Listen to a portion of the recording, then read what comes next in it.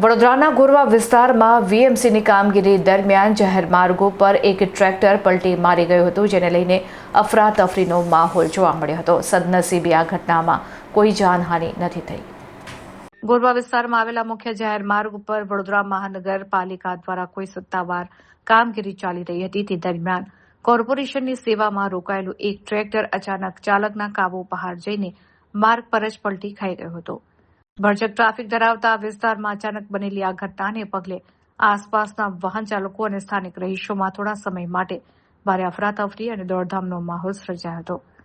સદનસીબે ટ્રેક્ટર પલટી ખાવાને કારણે અન્ય કોઈ મોટો અકસ્માત સર્જાયો ન હતો અને કોઈ જાનહાનિના અહેવાલ પ્રાપ્ત થયા નથી.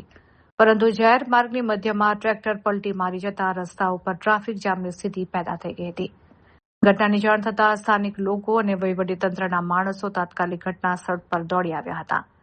માર્ગ વચ્ચે પલટી ખાઈ ગયેલા ટ્રેક્ટરને હટાવીને વાહન વ્યવહાર ફરી પૂર્વવત કરવા માટેની કામગીરી હાથ ધરવામાં આવી છે. આ અકસ્માત ડ્રાઈવરની બેદરકારીને કારણે થયો કે પછી કોઈ યાંત્રિક ખામીને લીધે તે અંગે હજી સુધી કોઈ ચોક્કસ માહિતી બહાર આવી નથી. જોકે થોડા દિવસે વચલા રસ્તે બનેલી આ ઘટનાએ કોર્પોરેશનના કામોમાં સુરક્ષાના ધારાધોરણો સામે સવાલો ઉભા કર્યા છે.